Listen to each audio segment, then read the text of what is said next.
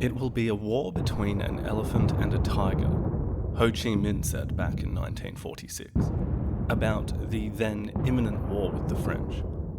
He went on to say, quote, "If the tiger ever stands still, the elephant will crush him with his mighty tusks. But the tiger does not stand still. He lurks in the jungle by day and emerges only at night. He will leap upon the back of the elephant, tearing huge chunks from his hide, and then he will leap back into the dark jungle. And slowly, the elephant will bleed to death." End quote. This time, in terms of the United States, the elephant would be even bigger. But the outcome, Ho Chi Minh claimed, would be the same. If you'll recall, my dear listener, one of the central themes we tried to establish about the Second Indochina War in the sort of trilogy of episodes that tried to explain some of the circumstances that leads that region into one of the 20th century's saddest conflicts, well, I tried to keep front and center this idea of the paradox of Vietnam, in terms of how successive US administrations meandered toward war while simultaneously bemoaning the act of doing so. We left off that part of the story toward the end of 1963, following the collapse of the Diem regime in the South, the assassination of Kennedy, and the baton being passed to President Lyndon Johnson.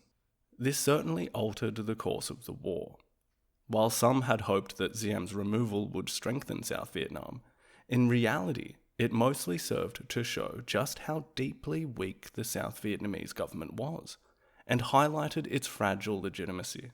The generals who had, in league with some American interlocutors, overthrown and murdered Diem would usher in what is generally referred to as a period of revolving door politics in Saigon, during which the generals who ousted Diem were they themselves turfed out, and following governments were installed and fell with an alarming frequency, to paraphrase Edward Miller.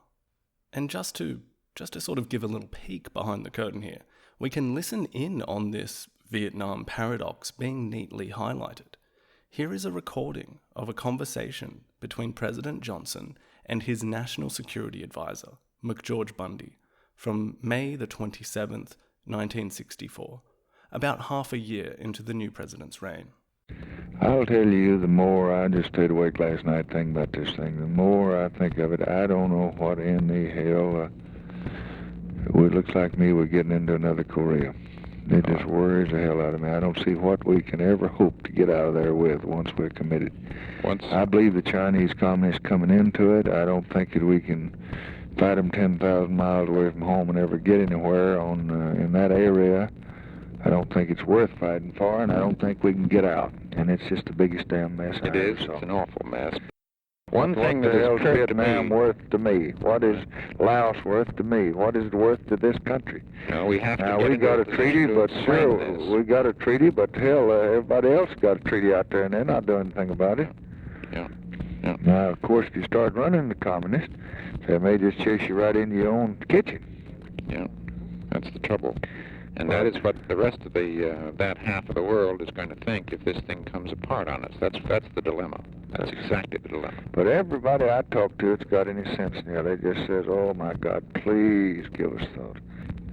This is a terrible thing we're getting ready to do." Mr. President, I just think it's the only big decision in one sense that has this one. And here is another from the same day with Senator Richard Russell Jr., who was a kind of mentor for LBJ. What do you think about this Vietnam thing? What I'd like to hear you talk a little bit. Frankly, Mr. President, if you were to tell me that I was authorized to settle it as I saw fit, I would respectfully decline to undertake it. It's the damn worst mess I ever saw, and I don't like to brag. I never have been right many times in my life, but I knew we were going to get in this sort of mess when we went in there, and I don't see how we're going to ever get out without fighting a major war with the Chinese and all of them down there in those rice paddies and jungles. I just don't see it. I just don't know what to do. Well, that's the way I've been feeling for It's deteriorating. 6 months. Our position is deteriorating, and it looks like the more we try to do for them, the less they're willing to do for themselves. I just don't know. It's a tragic situation. It's just one of those places where you can't win. Anything you do is wrong. Well, it'd impeach a president, though, that'd run out, wouldn't it? I just don't believe outside of Morris, everybody I talked to says you got to go in, including Hickenlooper, including all the Republicans. None of them disagreed with him yesterday when he made the statement that we had to stand. And I don't know how in the hell you're going to get out unless they tell you to get out. Wouldn't that pretty well fix us in the eyes of the world, though, and make us look mighty bad? Well, I don't know. We don't look too good right now. And, of course, you look pretty good, I guess, going in there with all the troops and sending them all in there. But I'll tell you, it'll be the most expensive venture this country ever went into. I've got a little old sergeant over that works for me over at the house, and he's got 6 children. And I just put him up as the United States Army and Air Force and Navy every time I think about making this decision and think about sending that father those 6 kids in there. And what the hell are we going to get out of his doing it? And it just makes the chills run up my back. It does me. I just can't see it. I haven't got the nerve to do it, and I don't see any other way out of it. So, what are we getting from this, folks? And remember, both people he is talking to, there's this tremendous respect between them. This is real talk. This is like speaking to a couple of your best friends about doubts you might be having about a relationship. It sounds like we have a president who knows just how bad it is getting, just how dangerous it is, openly saying that it's a terrible thing that we are getting ready to do. What the hell is Vietnam worth to me? What is Laos worth to me? What is it worth to this country?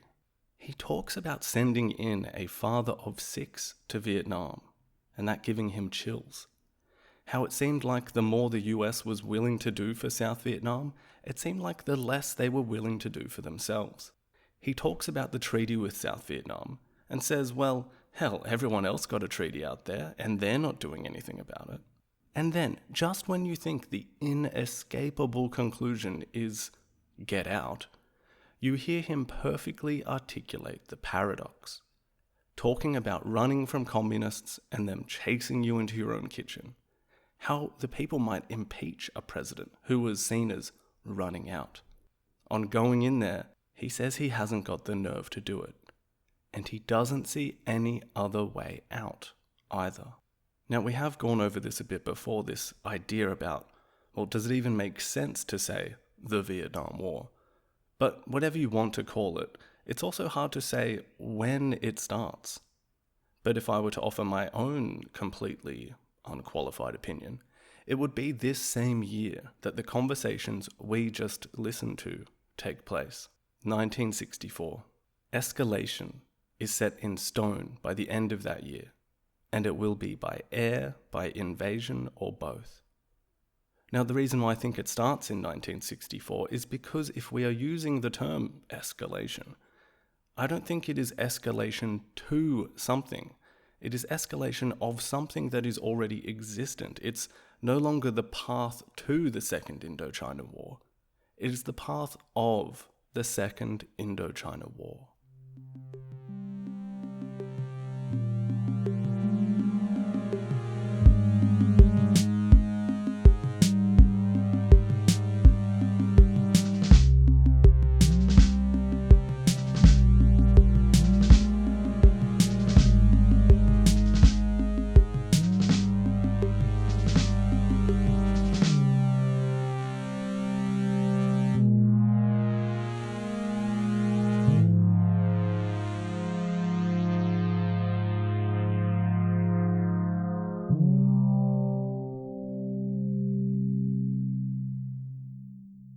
G'day everyone, welcome back to In the Shadows of Utopia. Before we start proper, just another thanks to everyone for listening. I know some of you have been here from the start, which was 5 years ago now, so that's amazing. And again, I want to thank everyone who has left reviews or ratings or gotten in touch since the last episode. Seems like travel is on the cards again for a lot of people. I've been getting a few emails about visiting Cambodia or people who started listening while they were on holiday. Very cool. I hope you all enjoyed your trip, will enjoy your trip, or if you are there right now, I hope you have a lovely day. Also, like usual, big thank you to everyone who has donated to the show or who is supporting the show via Patreon. A little minor charity update on that front. Now, as well as the Cambodian Children's Fund, I've added Animal Rescue Cambodia.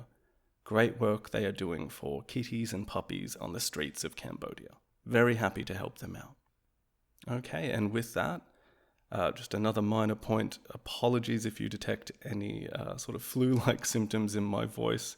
A little bit under the weather about a week ago, so I hope that doesn't come through too clearly. And again, I think this is the third country in as many episodes to have written and recorded an episode. So if there's any background audio that sounds a little bit out of place, I do apologize for that too. Still getting used to these new surroundings. But anyway, let's get back to the story here.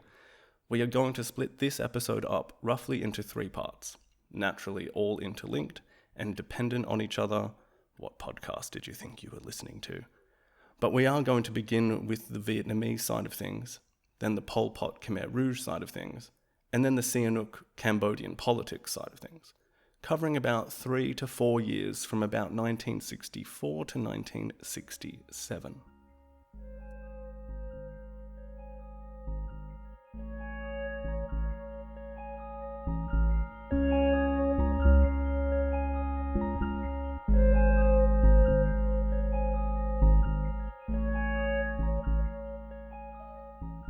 So from that prologue at the start with LBJ and that, well, what I consider a very pivotal year of 1964, I've sort of given away the ending a little bit already, but well, I'm not sure if you can really give away the ending for something that happened more than half a century ago. But what I purposefully left out was the aftermath of the Diem regime, the North Vietnamese and NLF moves, and the sticky ways in which the United States gets to that point where all-out war is at hand.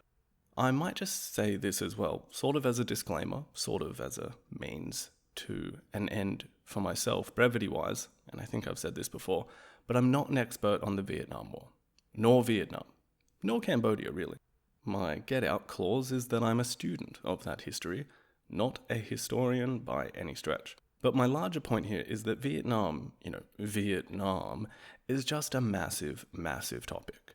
But I found the most useful thread to get us through that part of the story, without getting too bogged down in, well, everything, is to use this theme of the Vietnam paradox that I just brought up. So keep that in mind as we sketch out some context and detail here.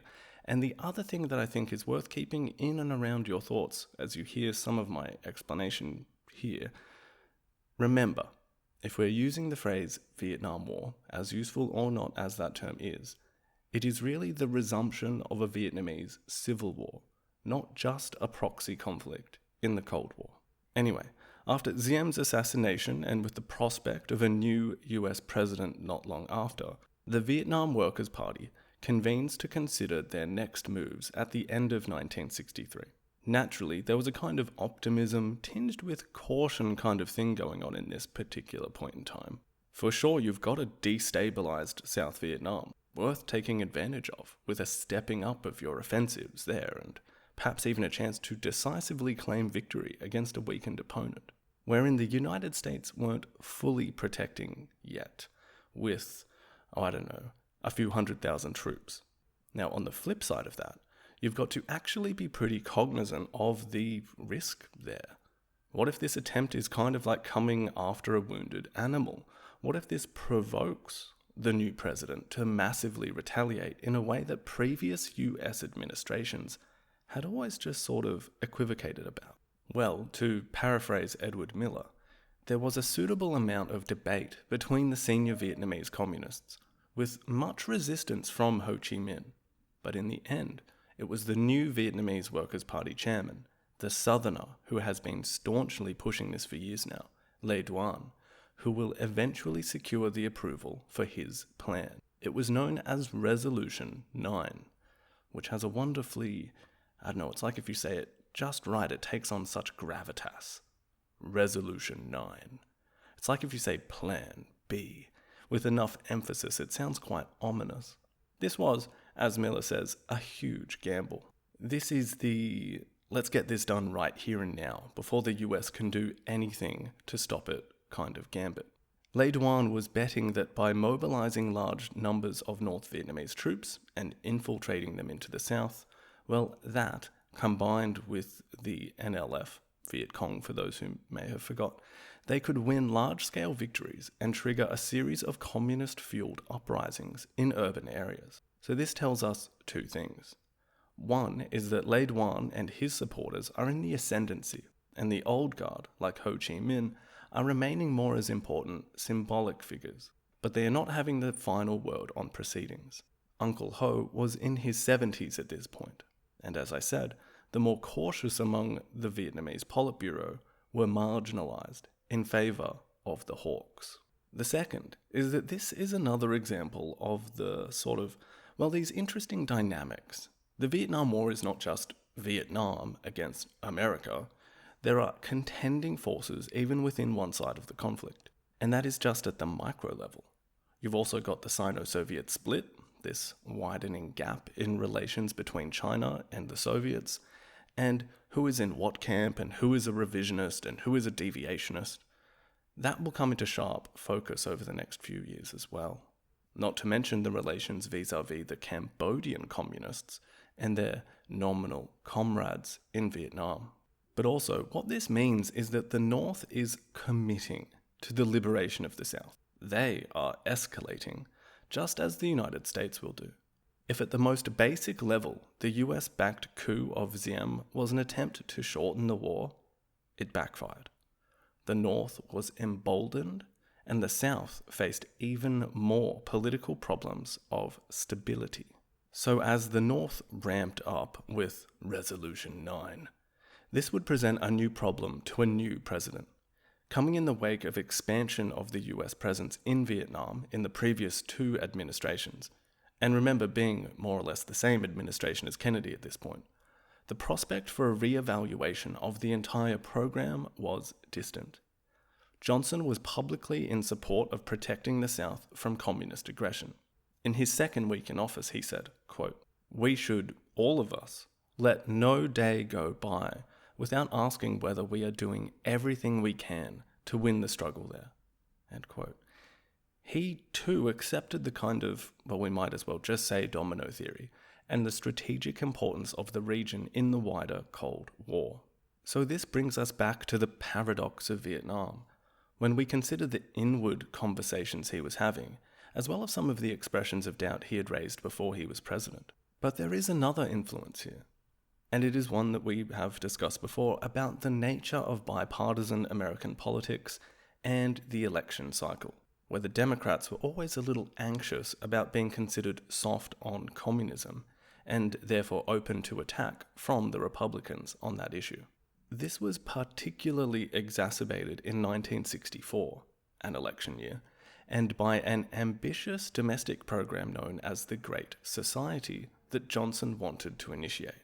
It was all about the promotion of civil rights, fighting poverty, improving education and healthcare, and it was Johnson's real focus. But he felt that if he was seen to be weak on communism, with South Vietnam's potential loss being something that could have produced an extreme amount of backlash, well, he would have then hurt his chances of gaining support from conservatives for his domestic agenda. Again, this administration, like the last, was faced with this dilemma. Can't lose South Vietnam, but don't want to commit so much to a clearly deteriorating situation.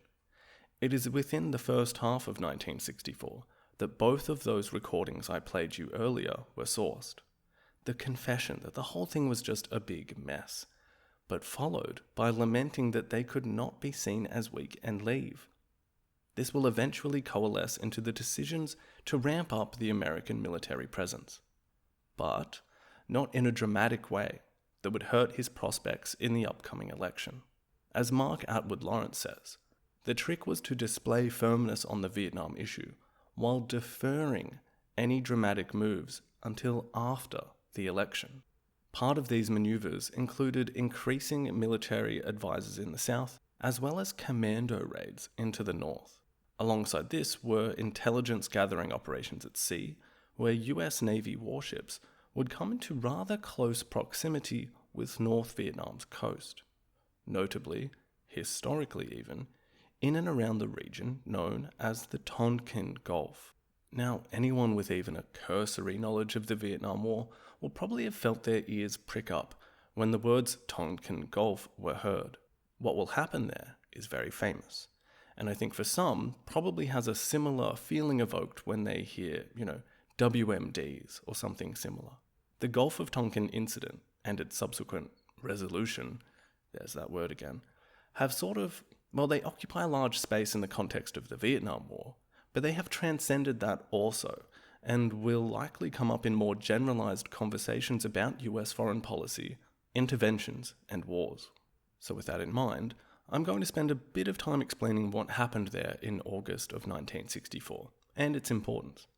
And to anyone who might be disappointed that I don't include any conspiratorial theories into the mix here, I'm sorry, but the more mundane, the events as they really happened, are interesting in their own right, and perhaps damning in their own way, particularly in how it played out, how it was used, and how it was projected to the public, as well as what it demonstrates in terms of how prepared the Johnson administration had become for the complete escalation of the war.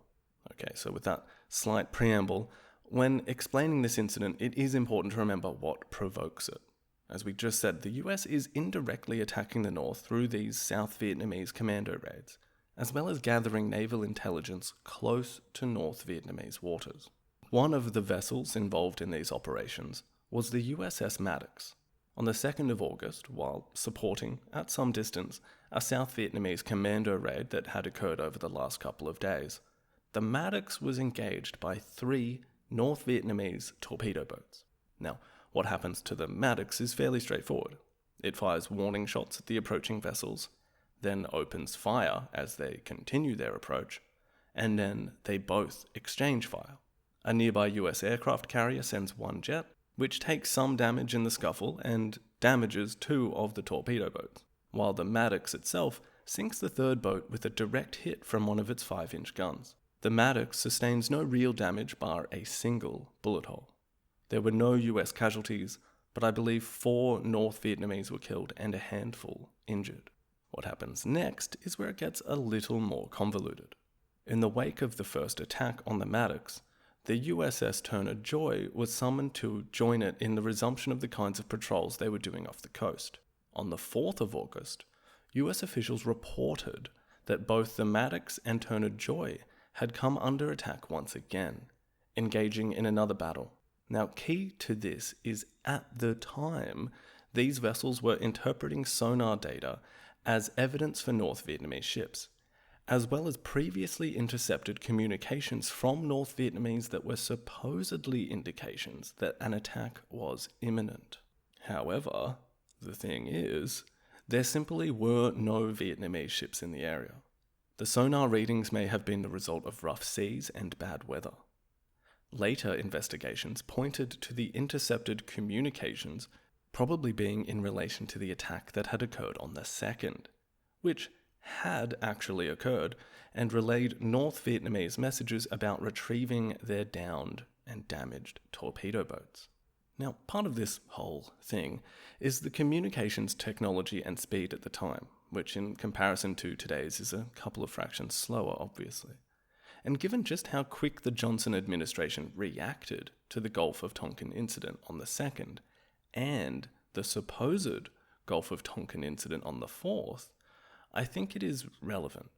Basically, less than 6 hours after news of this second attack, Johnson gives a speech to the nation, saying that the US Navy had come under unprovoked attack at sea, sort of massaging the language there to make it seem like these attacks had occurred in international waters, and was careful to put the US Navy within a defensive sort of posture, rather than include all of the detail, about the patrols, commando raids, and general assertiveness that they themselves had been engaged in.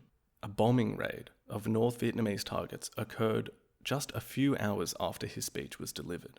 By that point, however, it should be noted that investigations into what had occurred in the supposed second attack could have easily cleared this up to a point that there was no second attack, but there was a degree of using selective evidence. Almost like receiving one letter that says it was true, noticing a second letter had arrived, giving that one a cursory glance and saying, I think I like the first letter more, let's go with that. Secretary of Defense Robert McNamara was also choosing to ignore further intercepted North Vietnamese communications that were basically saying, hey, don't engage. What are you, crazy? To their own navy. To posture the North Vietnamese as relentlessly aggressive was simply not the case here. And a sort of nothing burger was embellished into a major act of war. Now, I would hesitate to call this a classic example of the slightly, them's big words, aren't they? But this to me is not a false flag, nor is it overly conspiratorial. And yes, while it is, in Australia we might say it's a little dodgy, but let's be honest, the so-called Vietnam War, to an extent, is already on. US military advisors have already been killed, the Battle of Up Back has already occurred, the US has been spraying chemical defoliant all over the joint. The Gulf of Tonkin incident and resolution seems to me more like a kind of marketing team exercise. The United States is projecting itself as this savior of the West against the scourge of creeping communist tyranny. It is protecting poor old South Vietnam against this terrible threat, and therefore the rest of Asia, and even my little island of Australia. For an administration already making plans for escalation in these efforts, rather than making any backward strides, this provides them an opportunity. You can play this as the other side being needlessly aggressive, while all you were doing was having a bit of a sail around in international waters, which certainly isn't the whole picture. I'm reminded for some reason of a fairly common occurrence on the football pitch, soccer for my American friends, where a player might just sort of front up to an opposition player after an altercation, really get in their face kind of thing. And then, if the player responds to that by even nudging the other player's face with their forehead, then they are able to sell that as being headbutted. They can fall to the ground clutching their face, searching for blood on their hands, and the offending player is likely to be given a straight red card for violent conduct. Now, the United States they aren't exactly asking to be attacked. This, to me at least, isn't this case where they are trying to provoke the North Vietnamese so that they can have this golden ticket of war waging, but they are sort of doing everything up to that. Now, to return to the football analogy, some of you might remember one of the most infamous examples of a headbutt on a pitch, the 2006 World Cup final. That was a proper headbutt. What the Johnson administration will do is attempt to sell the Gulf of Tonkin incident as if they were Materazzi and North Vietnam was Zinedine Zidane. But the reality is that this little tiff at sea, the United States were barely touched, and they've gone down pretty dramatically. Now, just because I don't think what happened there is this conspiratorial false flag scenario, it is definitely a little smelly.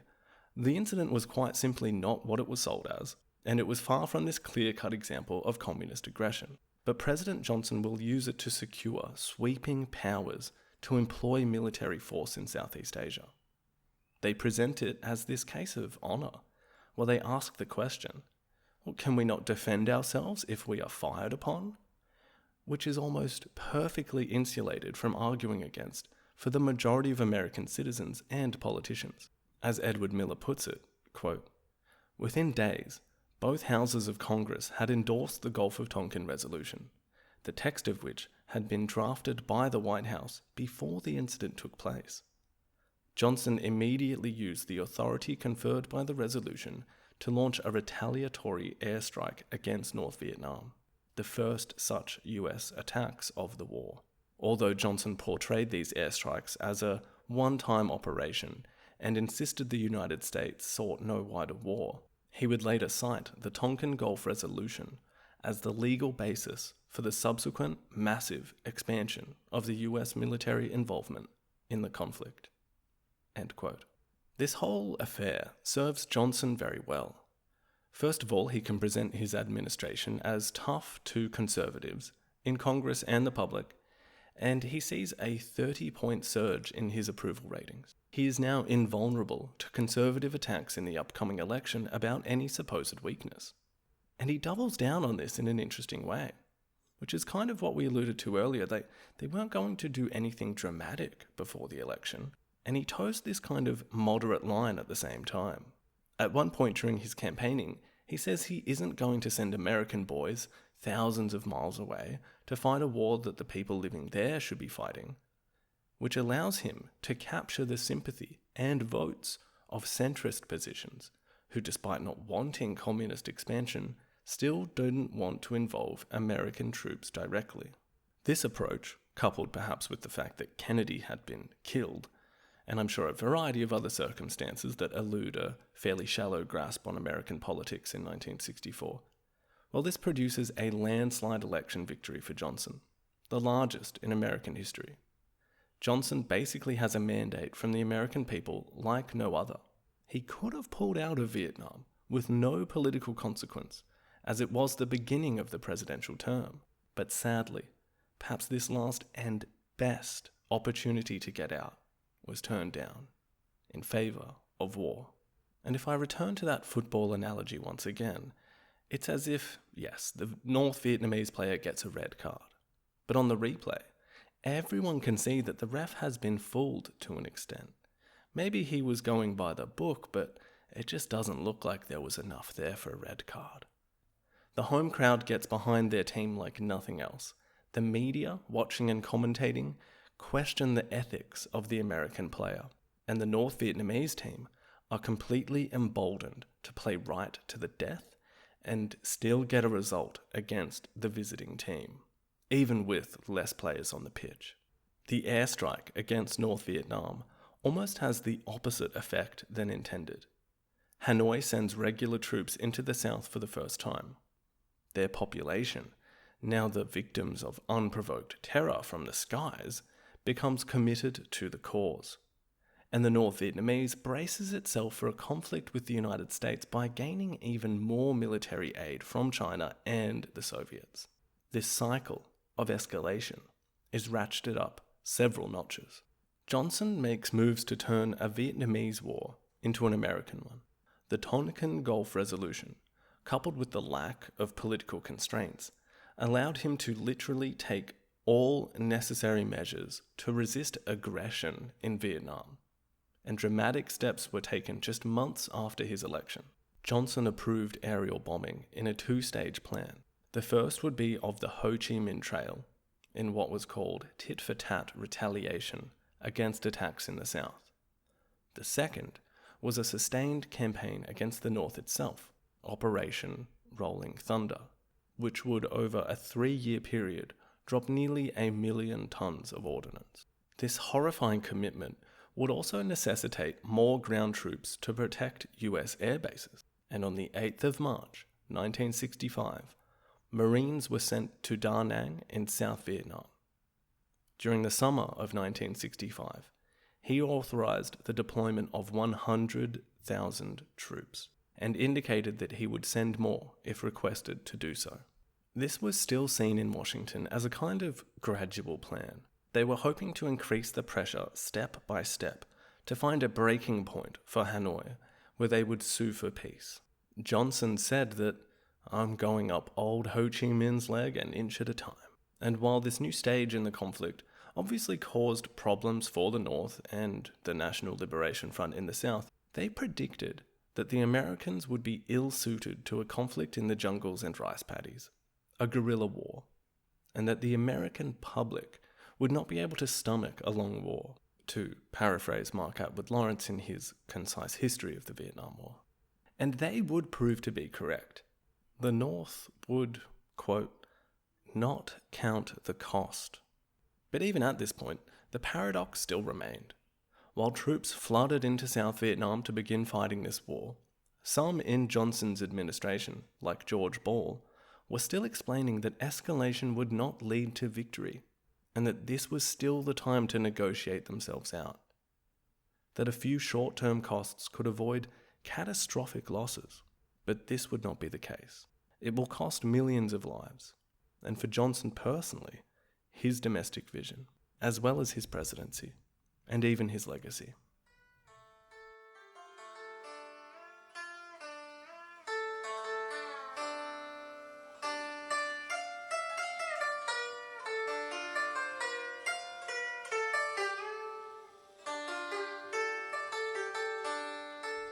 So, as we step away from the Vietnam War, for the time being, it strikes me that from this point in the story, and for a good chunk of what is to follow, there is a kind of blurring of the borders between Vietnam and Cambodia, as the region itself descends back into prolonged conflict once again. And the actual physical border will be an important part of that conflict, as we will find out. But even at a superficial level, something like the decision to begin an extensive bombing campaign of Vietnamese targets and targets which support those Vietnamese, hoping to topple the southern regime, will affect those in Cambodia and those with similar aims. And in the same way, there was this galvanization of the view of the United States by some, in the United States, as this necessarily reactive agent against the tide of communism.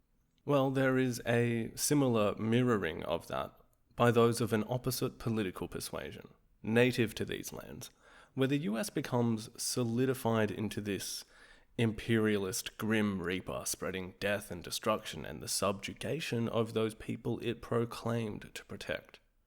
This was war, again, and there became a need to pick sides and act.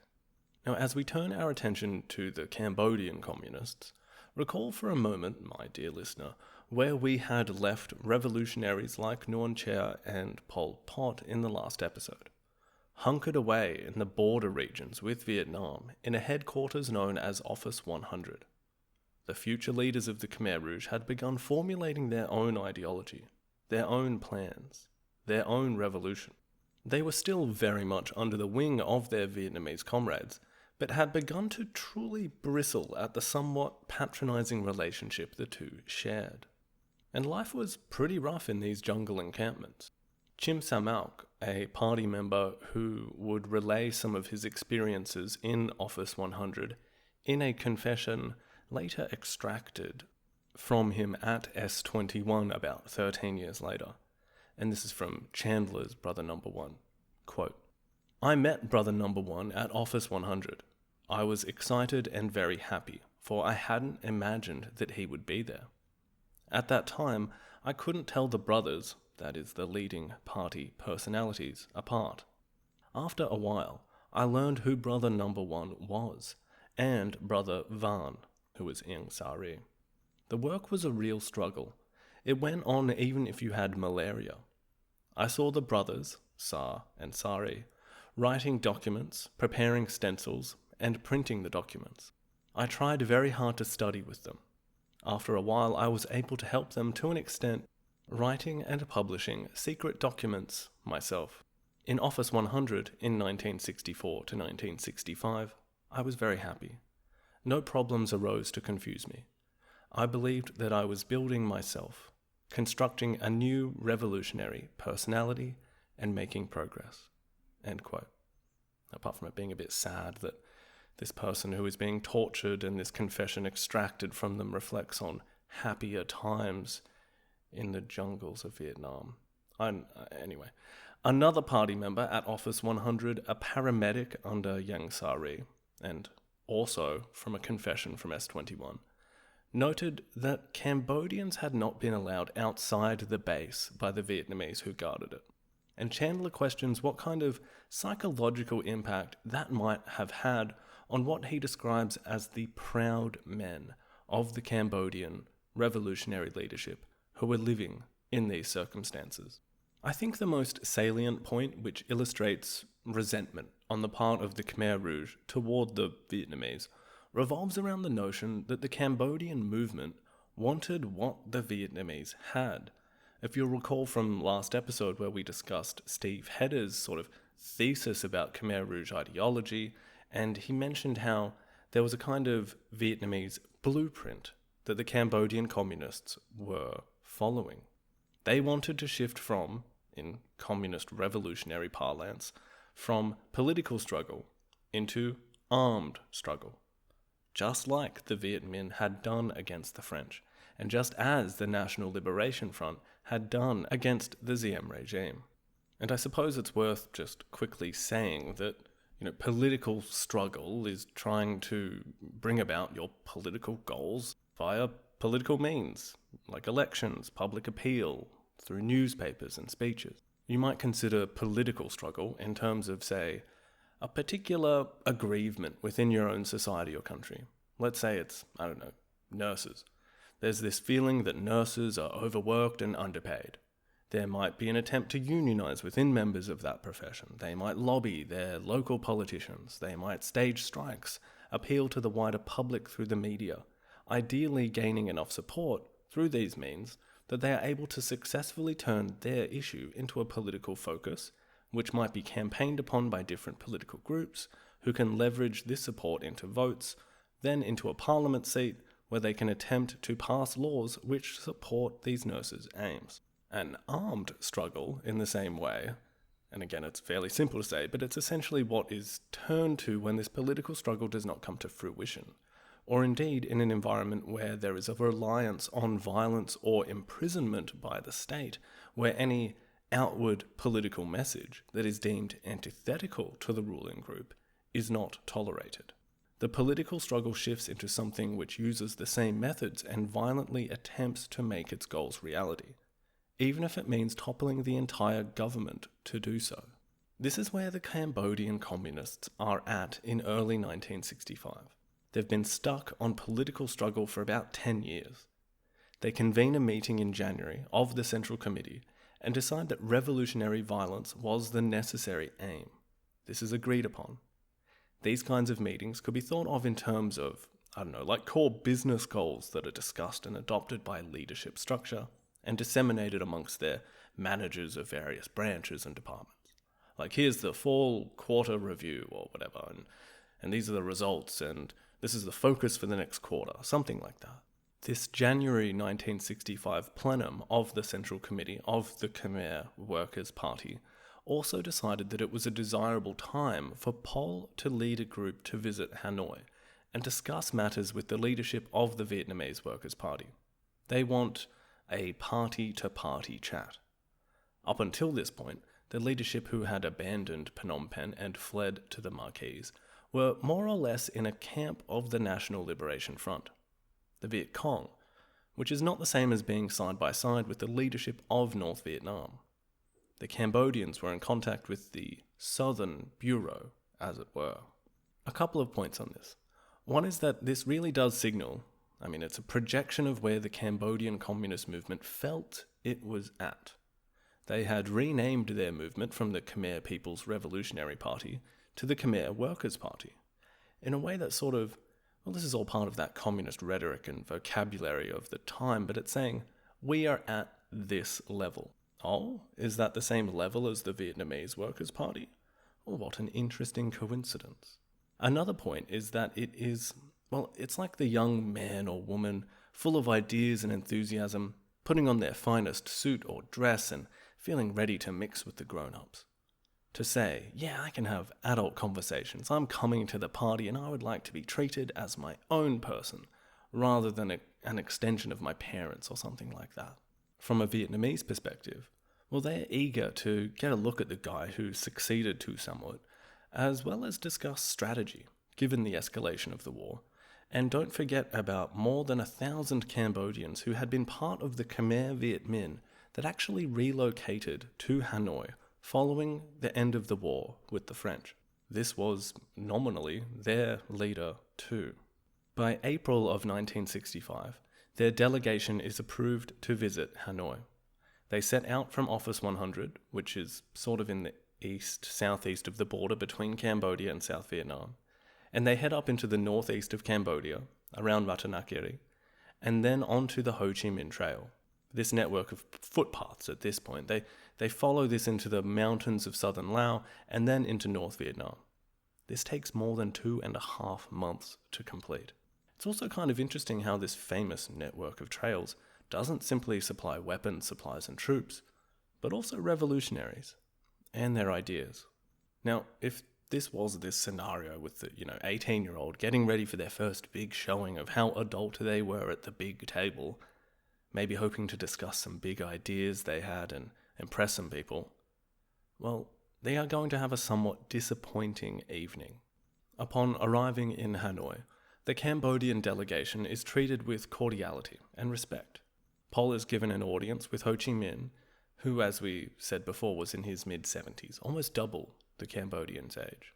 And in this more symbolic mode, the bulk of the talking is done by Le Duan. Philip Short has a little description of him here, which I think is worth including. Quote, Le Duan was 20 years SARS senior, a dour, rather uninspiring man, who owed his rise to his bureaucratic skills and unquenchable patriotism. End quote. Pol and Le Duan will meet several times during this sojourn in North Vietnam, and it is he who hands the Khmer revolutionary most of the disappointing news that he did not want to hear. I'll explain this all in a bit more detail, but just to put it quite simply, Pol comes to Vietnam essentially to say, we want to start armed struggle against Sihanouk. It's our time to have the same revolutionary war that you did. And the response is basically, no. Now, why is this a big deal? Why is this the answer? Well, we will get to the state of Cambodian politics more in the last part of the episode, but remember at this point, Sihanouk has severed relations with the United States. Not only that, but he is much friendlier with the North Vietnamese than the South. So much so that only a couple of months prior to Pol coming to Hanoi, Sihanouk had negotiated or begun negotiations with the NLF to establish more permanent sanctuaries on Cambodian soil, rather than the status quo up to that point, which was to just kind of turn a blind eye to those brief incursions. It was also during a point where Sihanouk was beginning to look at this deal with the Chinese, who would ship supplies and weapons to come through the port of Kompong Som, through Cambodia, and into the hands of the Vietnamese war effort. More on that later. In essence, Sihanouk was an ally in an important strategic location for the NLF and the North Vietnamese. The other half of this equation really comes down to the realities of war making as well. Just as the North Vietnamese had been slightly dubious about the idea of promoting a full-on armed struggle in the South by the NLF, but eventually conceded to doing so, the whole Vietnamese Communist War effort would be hugely complicated by opening up another front in that war in Cambodia. For all the rhetoric about not counting losses and tigers and elephants, it's just a massive headache to pile another huge amount of food onto an already overflowing plate. There were hundreds of thousands of American troops coming ashore in South Vietnam, and that is where the focus had to remain. Essentially, Le Duan recommended that the Cambodians combine building bases in the countryside, but remaining unarmed, keeping on, trying to infiltrate Parliament and the government and building this anti-US imperialist stance everywhere they could, particularly with Sihanouk. Then, if he's overthrown or if Vietnam wins the war, well then the Cambodian communists will be in position to struggle violently to gain power, with Vietnamese assistance. Now that actually might have been a better way of putting it to Pol Pot than Le Duan actually did. Rather than appealing to these realities, Le Duan attempted to dissuade the Cambodians of this armed struggle by saying that maintaining political struggle was this noble thing to do in and of itself, and that even by doing this they were still preparing for armed struggle, so there wasn't even a huge difference. Gabba gabba hey. And I shudder at saying these things sometimes, but to be fair to Pol Pot, he has fled to the jungle to avoid what he considered to be imminent imprisonment or probably death at the hands of Sihanouk's security forces. He would have personally known many who had been killed, including his mentor and the previous leader, to somewhat. He had abandoned his life as a teacher in the city and begun living in the jungle, focusing solely on revolution and wanting to free his country from, in his eyes, a kind of feudal ruling class which exploited the people. In his view, his country was rife with injustice, and he was leading a movement that was attempting to end this. This is like the young person at the party, all dressed up and ready to talk, explaining what they felt was something important to them, and the so-called adults in the room having a little chuckle, patting them on the back and saying, "Look, the world doesn't really work that way. Or maybe when you grow up, you'll understand." Sihanouk must be left in place. For Pol, this was perhaps a great example of what he might be coming to expect of his Vietnamese comrades, of this fraternal relationship where the Cambodians were always the younger brother. As per usual, Philip Short's summary of this exchange is far more graceful and articulate than I could hope to be, so I will quote him at length. A more subtle negotiator, a Zhou Enlai or a Ho Chi Minh, might have been able to sweeten the pill. That was not Le Duan's style. He showed an almost visceral insensitivity to Cambodian concerns. All the old Vietnamese hobby horses were trotted out anew. The Khmer struggle was inseparable from those in Vietnam and Laos. Vietnam had had to wait for the success of the Chinese Revolution before it could defeat the French, and similarly, Cambodians would have to wait for a Vietnamese victory before their revolution could triumph. After Vietnam won its freedom, Cambodia would automatically follow. The Cambodians' stress on self-reliance was excessive, Le Duan argued. What mattered was international solidarity. To bolster his case, Le Duan proposed that the Cambodian leader review the history of the two parties' relations from texts in the Vietnamese archives, certain that the accounts of Vietnam's heroism and selflessness in aiding the Khmer's struggle over the years would win him around. Sa spent days poring over party documents and drew his own conclusions. And now Short quotes Pol Pot recalling these conclusions. "I found that from 1930 to 1965, all the Vietnamese Communist Party documents depicted the Cambodian and Lao People's Revolutionary Parties as branches of the Vietnamese Party. Both parties implemented the rules, the political line, and the strategy of the Vietnamese Party. Until I read these documents myself, I had trusted and believed the Vietnamese. But after reading them, I didn't trust them anymore. I realized that they had set up party organizations in our countries solely to achieve their aim of the Indo-Chinese Federation. They were making one integrated party to represent a single integrated territory." End quote. So this is kind of a pivotal point. More in that it foreshadows some of the more serious tensions beginning to form between the mentor and the mentee. Now, historians for a long time had little to go off about these clandestine meetings, other than a rather, how would we say, problematic text published by Democratic Kampuchea in 1978. It was probably written by Pol Pot and was titled Livre Noir, or the Black Book. I only just got my hands, electronically speaking, on it a few months ago, and having seen it referenced in nearly every book about the Khmer Rouge, it lived up to the hype. Chandler describes the book as a polemical document, written to justify Cambodia's conflict with Vietnam, as their relations had reached their lowest point in 1978. He says it is, quote, "a melange of truth, reconstructed history, and wishful thinking," end quote. I mean, for instance, the very first paragraphs are a pretty good indication of what's to come. I'll quote it here.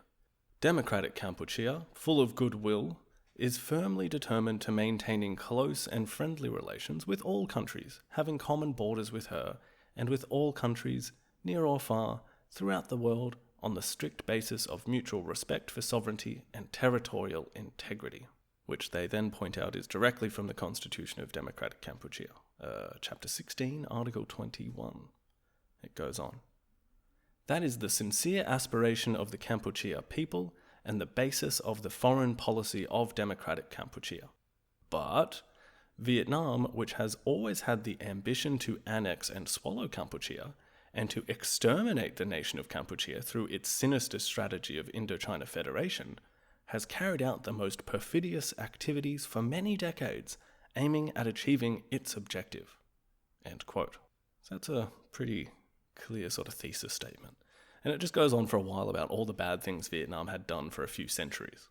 Biased as it is, it's still a very useful and interesting source, and we will return to it a few times throughout the rest of the series, but I thought I would just introduce it here as it does reflect some interesting developments out of this meeting in 1965 between Le Duan and, the Vietnamese Workers' Party and Pol Pot during his stay in Vietnam. Firstly, as Chandler points out, this biased text, which highlighted at least a lot of Pol Pot's obsessions in 1978, was also what historians had to use to look into these early meetings.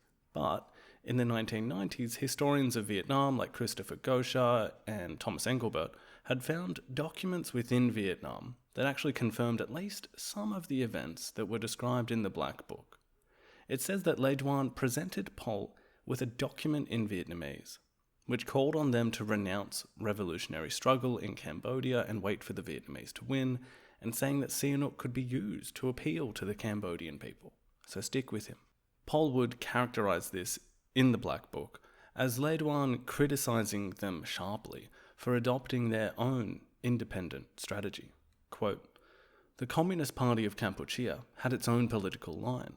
Thanks to that line, the revolutionary movement in Kampuchea had taken wing.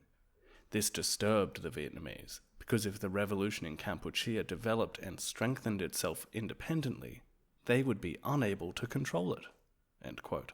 So despite the way that Pol is choosing to describe this some 13 years later, which was no doubt a rather humiliating experience, he makes it out that the Vietnamese were threatened by the Cambodian party. But he saves a bit of face in this account by stating that, quote, "The conflict on the question of the political line was very bitter, but the Cambodian delegation preserved its calm and did nothing to annoy the Vietnamese. After the departure of Pol Pot," he's talking about himself in the third person, "the Vietnamese knew that the Communist Party of Kampuchea would maintain their line, which was to carry out armed struggle in combination with political struggle." End quote. Now, this is an interesting way of putting it, isn't it? That he preserved his calm, and that at the end the Vietnamese knew that they were more or less going to do as told, for the time being. Philip Short writes in his biography, quote, "Characteristically, he hid his feelings behind a wreath of smiles. His hosts failed to register the malaise developing between them." End quote. Chandler suggests some of what I was alluding to before, that you can kind of see where they are coming from. Like, it's been a rough trot for them for a while, and they want progress. The delegation had arrived with Pol as the leader of a sovereign party, and their views were not treated with respect by the Vietnamese leadership. But if Pol had been more obviously put out by these discussions, it would have been very easy for the Vietnamese to simply replace him. He swallowed his pride, and by his silence, he seemed to accept Le Duan's advice. Now, a good indication that this is how the Vietnamese also saw how this went, aside from not replacing Pol, obviously, is that they allowed him time to study there. They let him speak to the Khmer Viet Minh who had been in Hanoi for about a decade. He gave a speech to them, many of whom had taken Vietnamese wives and found jobs as public servants in the North Vietnamese administration. Short describes the speech as thus, quote, "He appears to have said little about the proposed shift to non-peaceful struggle, or about self-reliance, partly to avoid irritating Le Duan, no doubt, but also out of a wariness toward this group of Khmer communists, 400 or 500 strong, representing about a fifth of the whole of the party's strength, who had lived outside Cambodia for 10 years, whose thinking was deeply influenced by Vietnam, and whose allegiance must have seemed uncertain." End quote. Interestingly, Short also alludes to some of the reservations that the North Vietnamese did have about Pol and his visit. Following his interactions with those Khmer Viet Minh, a copy of Lenin's text, Left-Wing Communism and Infantile Disorder, was distributed to the remaining Cambodian communists. And this was basically a way of warning them of Cambodian adventurism. I had a quick look at this text, and from what I can gather, it's basically, well, it's very Leninist, which was Vietnam's favourite flavour, but it generally suggests that the Russian Revolution was the way of doing things, so stick to that. A subtle nod perhaps to the growing schism between the Soviets and the Chinese about who had the best recipe for revolution. So if that is the kind of highbrow way of conveying their subtle concerns about the new Cambodian communist leader and the direction that he seemed maybe was taking the party, they did have a more practical plan as well. They set up a secret military unit, codenamed P-36. It was designed to train Khmer officers so that if and when armed struggle did occur in Cambodia, Vietnam would have its own Cambodians loyal to Hanoi, ready to insert into that conflict and assume leadership over segments of troops or something similar. A kind of preemptive, pack a coat just in case you might need it. They were also not too impressed that Pol had failed to pay what they felt was proper deference to Ho Chi Minh when he referred to him as an equal comrade and not using Uncle Ho. And again, I feel the need to defer to Short's writing here as a sort of wrap-up for his Pol Pot's visit to Hanoi. Quote, "The 1965 visit was a watershed moment. Until then, Cambodians had chafed at what they saw as heavy-handed Vietnamese paternalism, but had never seriously questioned that they shared a common objective.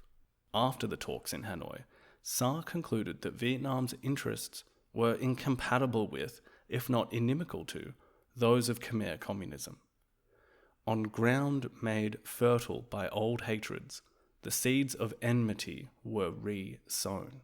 But that was not apparent at the time, and both sides continued to act as though they were brothers in arms." End quote. And perhaps the clearest way these brothers in arms demonstrated just how brotherly they were and just how in arms they were, was that at some point during Pol's visit he requested also to go to Beijing. And while this took a few months to be organised, it was approved. If there were serious concerns at this point on behalf of the Vietnamese, again, they wouldn't have let him go. But just as the visit to Hanoi would prove very important in the development of the Khmer Rouge attempts to forge their own path, so too would Pol's visit to China, particularly given the time that it took place.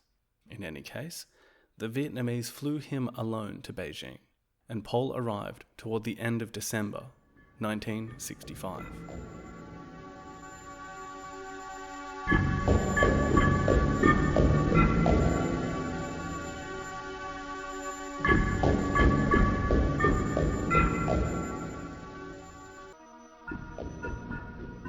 The moment that Pol arrived in Beijing was, it was heating up, to put it one way. This was on the eve of the Cultural Revolution, something that I think we may need to explore in at least some superficial detail in an upcoming episode. To preview it slightly, essentially after Mao had taken a step or two back after the failures of the Great Leap Forward, he was ready to kick the door back in and instigate a kind of, what's in the name, isn't it? A cultural revolution, in line with his views on continual revolution and not letting things get stale. And stale they would not be. The late 60s in China is a dark time, but one person's darkness is another's rich ideological glory, so I don't know. Either way, this was a rather exhilarating time for a Cambodian revolutionary to visit China, particularly following his time in the jungle, and even in comparison to the preoccupation with war that had engulfed North Vietnam. Not to mention the very real, threat that must have pervaded that atmosphere. China, having secured its revolution, having no proper war but a war of ideas to participate in, was in the midst of this huge ideological campaign. If you'll recall, my dear listener, back in, it was a while ago now, it would have probably been Pol Pot in Paris Part 2, or maybe Part 1, the young Salot Tsar visits Yugoslavia on a kind of summer working trip between semesters. He was in awe at the scale of what the masses of people were producing there back in 1950. And Chandler suggests that a similar effect may have taken place on his visit to China. The sheer enormity of what they had accomplished, with no obvious hints of the toll that it had taken, presumably.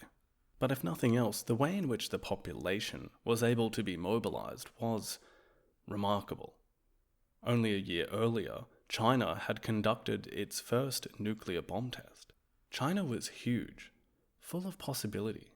Remember those people of this political persuasion, particularly from the developing world or those casting off colonial ties in this time, we have to remember about just how much hope they had, how convinced they were of the reality of Marxist theory, and how this must have been stark evidence of the reality of this ideology. This vision of China cannot be understated, nor can the effect of those that perhaps may have personally engaged with Pol during this visit. It's worth noting that Pol is not visiting Beijing as a head of state, far from it really, particularly given that Sihanouk himself had recently been afforded that kind of visit, and warmly received too. No, Pol was there as a revolutionary, a visitor friendly to the cause, and in reality, not as an independent one, but a Vietnamese ally. And we can touch upon that more in a moment, but I wanted to bring to attention something that Chandler brings up in Brother Number 1 that does serve as one of these, oh, is that where that influence came from kind of things, or at least something that might bolster an already embryonic attitude and modus operandi. Given that Pol is not getting the head of state treatment, he is instead greeted by a Kang Sheng, a senior communist cadre who had often been in a leading role of Mao's secret police. Chandler suggests that since Kang Sheng had returned from the Soviet Union in 1937, he had, quote, earned a reputation for deviousness and for presiding over several ruthless, far-reaching purges. It seems that he had befriended Pol during the visit, and that, although no record of his conversations with Tsar survived, it seems likely that Sheng praised the radicalism of Tsar's revolutionary stance and pointed out to him the importance of locating and rooting out internal enemies. End quote. But it was not just a few choice words from a brutal head of police that would stick in Pol's head.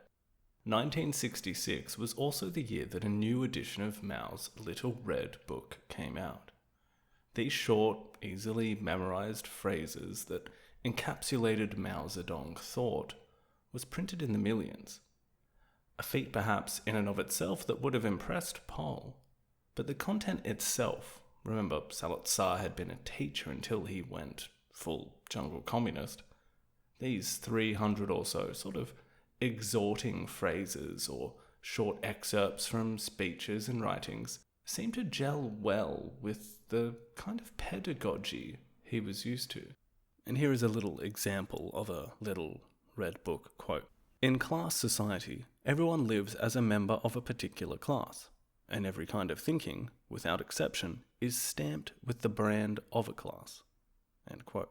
Or, we must have faith in the masses, and we must have faith in the party. There are two cardinal principles. If we doubt these principles, we shall accomplish nothing. Or, the classic, every communist must grasp the truth. Political power grows out of the barrel of a gun. So the messages too are important, not just the way that they are conveyed. Chandler describes this impression Pol was getting from this ideological ferment as such, quote, as a communist, Tsar was drawn to Mao's emphasis on continuous class warfare, individual revolutionary will, and the importance of poor peasants, ideological areas in which China differed from Vietnam and which were later emphasized in democratic Kampuchea. Tsar may also have been drawn toward the conspiratorial, class-based explanations of politics in China so dear to Mao. End quote.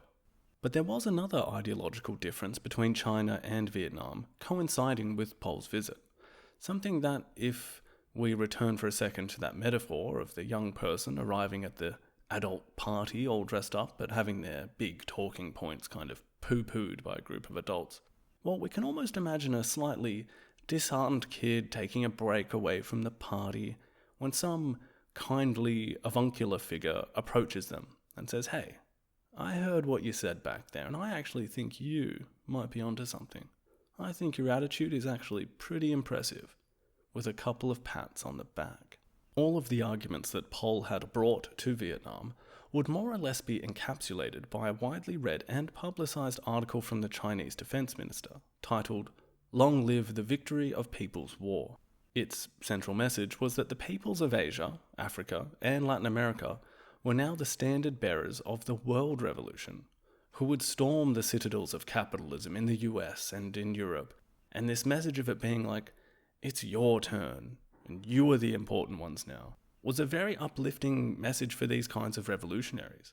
It said that the liberation of the masses was accomplished by the masses themselves, that this was a basic principle of Marxism-Leninism, that revolution in any country is the business of the masses of that country, and should be carried out primarily by their own means and effort, that self-reliance was paramount, and that people's war was the most recognizable way to distinguish between genuine or fake revolutions, that the peasants constitute the main force of the national revolution against the imperialists and their lackeys, and that, quote, the countryside, and the countryside alone, can provide the basis from which the revolutionaries can go forward to final victory, end quote. The article emphasized the importance of revolutionary will and proletarian thinking and consciousness, not just how many guns you had. As Philip Short points out, here was the justification of all of Pol's arguments. Here was something that said, yes, you are on the right track. You do not need outside permission or help to succeed. Just the will to succeed. All of your convictions are correct. Essentially, Pol is getting, from his perspective, a much appreciated second opinion. In his meetings with Chinese officials, they seem to wholeheartedly support the so-called political line that he and the other Khmer leaders had come up with. Pol detects a much greater enthusiasm for quicker movement, just like the Vietnamese had made in South Vietnam back in the late 50s. He felt he was getting this in his meetings, as well as in the propaganda that we just discussed. They basically say, like, you've done your homework, you've got the US on your doorstep, every communist needs to fight that, and if you want to do that, well, the best thing to do is take hold of the peasantry and go for it. Now, aside from getting, the equivalent of a very assuring wink of approval, the Chinese, just like the Vietnamese, were really not on board for armed struggle developing in Cambodia just this instant, for pretty much exactly the same reasons as the Vietnamese. Except China is sort of acting as the benefactor for the Vietnamese at this time too. So, they aren't looking for another bill. And let's not forget, this whole thing isn't that far from China.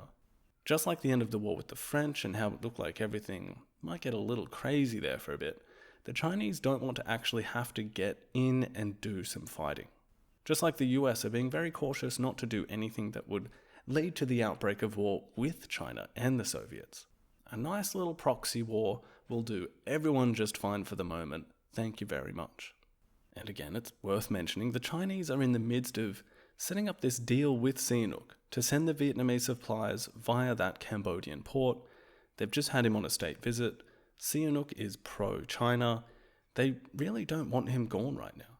Steve Heder contends that the Chinese were actually hoping that Lon Nol, who we will discuss a fair bit in the next part of the episode, they think he has done and said enough that even he might be counted on to fight against the United States if they invaded Cambodia. And if that was the case, the Cambodian communists would have to be counted on by a Lon Nol Sihanouk coalition to fight the United States using Chinese weapons. That was a little fanciful, but as we will find out in a few episodes' time, not that dramatically far off what will end up occurring.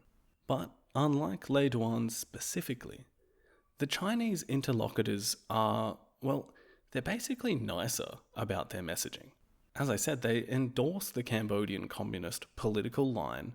They tell Pol Pot it's anti-revisionist, which is communist vocabulary for good. They tell him how clever he is for focusing on the peasantry.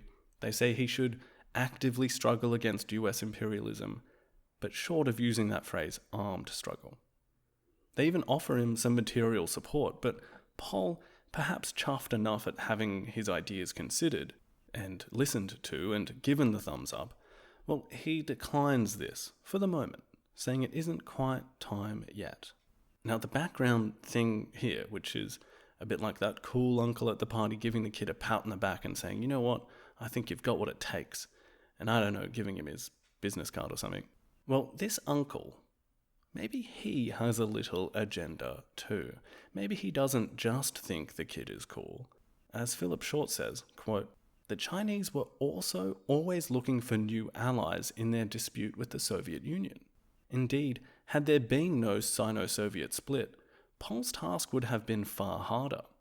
And despite the fraternal relationship between Vietnam and China, which throughout the 1950s and 60s was far and away Hanoi's biggest provider of military aid, well, the emergence of an independent Khmer Party to offset Vietnamese dominance in Indochina was certainly not against Chinese interests. End quote. Pol is sent home in May of 1966, just as the great proletarian cultural revolution was being launched.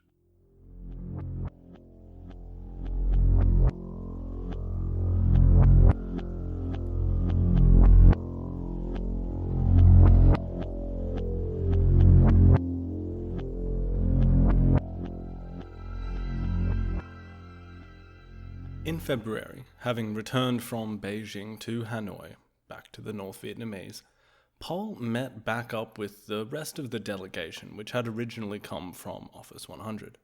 Speaking to Kiernan, he explained how China would be an important relationship to foster if they were going to keep their distance from the Vietnamese. That the Chinese could give spiritual, political, and strategic support. That they didn't need to have any doubts about the correctness of what they were doing anymore. They set off back to Cambodia, but this return leg of the journey would take more than twice as long, as American bombing targeting the Ho Chi Minh trails was proving to, at least, disrupt their utility.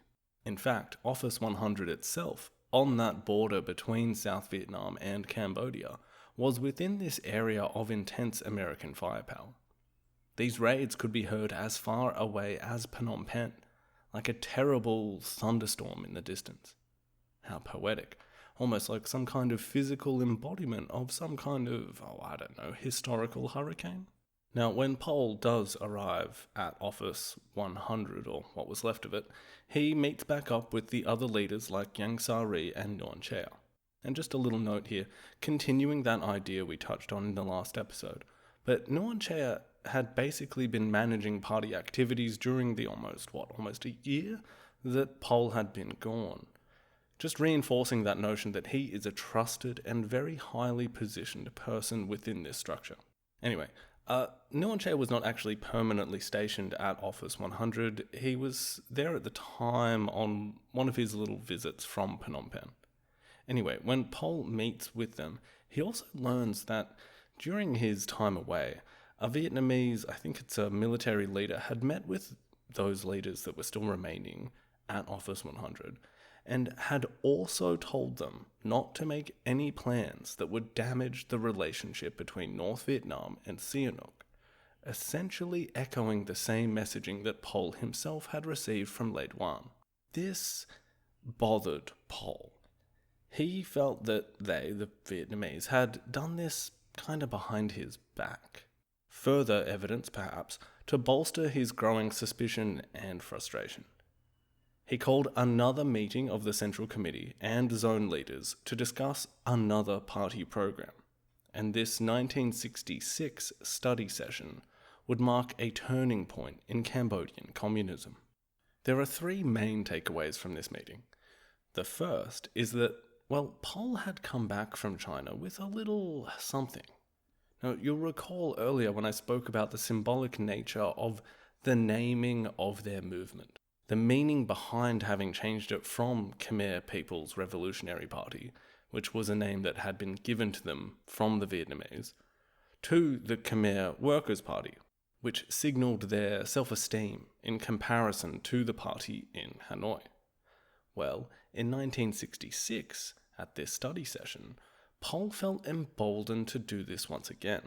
With the confidence that had been felt during his discussions with the Chinese, and perhaps as a little gift bestowed by them, although that's not 100% confirmed, he announced that the party would be renamed the Communist Party of Kampuchea, the CPK, which will remain from now right through their time in control of Cambodia. Naturally, this also signals that, perhaps, they are disassociating from the Vietnam Workers' Party, and also that they felt that they had advanced toward a truly communist program that was superior to the Vietnamese one. It also contradicted the Vietnamese view that the Cambodians, even Cambodia itself, was not ready for this development. Now, perhaps just changing the name of the party doesn't seem like a huge deal, but if you consider that they also kept it secret, even from the lower-ranking members of the party, not to mention the Vietnamese, you can see that it certainly was a big deal for them. And hey, even just for the podcast, look, it took me 5 years, but we finally got to the point where I can simply say CPK, which is what I've been used to calling them for a very long time, so it's much easier for me at least. Okay, so there's this name change, but this meeting also established two more important developments. Office 100 was going to be moved. Now, the excuse given to the Vietnamese was that it was for safety, due to the proximity to these B-52 bombing raids, which seems pretty reasonable. But in reality, it was to escape the surveillance and overbearing control of the Vietnamese. Yang Sari had said that even telegrams coming from Nguyen Chea in Phnom Penh to the jungle headquarters had to go through the Vietnamese first. So they wanted out of that relationship, or at least that aspect of it. The new location would mean that they would have a base of their own, and it would be on Cambodian territory. They decided that Ratanakiri in the northeast would be the ideal spot, and it being situated in this foresty, hilly region where upland minorities were populated would also have some strategic benefit, as well as allowing for more autonomy from the Vietnamese. I'll touch on that more in just a moment. Now, the final development from this meeting was that Pol was determined to prepare for armed struggle. Yes, the political struggle would continue, and we will follow the advice from Vietnam and China to an extent, but that the Chinese had endorsed what Vietnam did, well, that was kind of this own message in itself, wasn't it? That's what we are going to do. If China endorses that, well, why can't we do that too? Zone leaders were instructed to begin making preparations for armed struggle in rural areas, but the wording of this was still light enough to not overtly offend and defy the Vietnamese. But it was still a rejection of Le Duan's briskly given advice, and a definitive move toward war. This was coupled with a decision to try and avoid reliance on Vietnamese military and political support, that they would reject any future offer of large-scale military intervention to assist revolution in Cambodia, because this would mean that they would always be dominated by the Vietnam Workers' Party, and signal this Indochina Federation that they feared was the secret intent of the Vietnamese communists, and what Pol felt that he had, uncovered during his stay in Hanoi.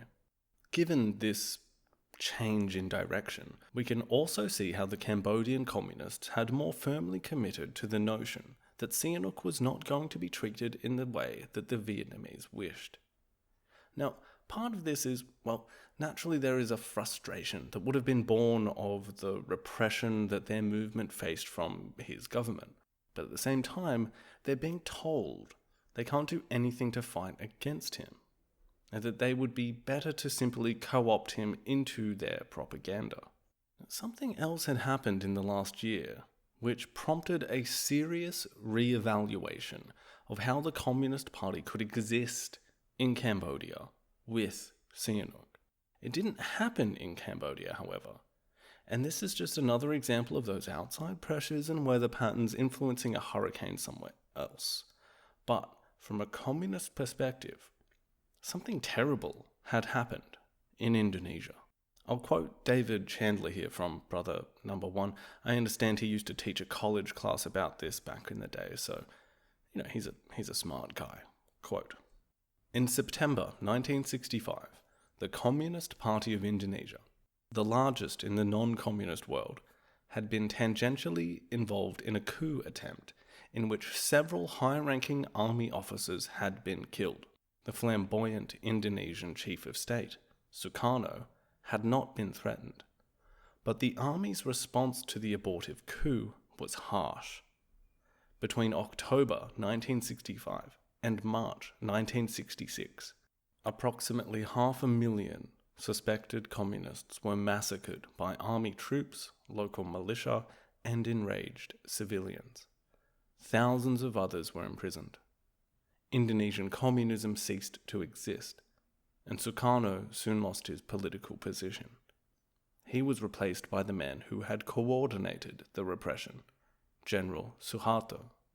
News of the Indonesian massacres and Sukarno's ouster must have reached Salot Shah while he was in China, and probably made him warier than ever of allying with a charismatic national leader like Sihanouk, who could offer little shelter if the pro-imperialist army of Lon Nol decided to crack down.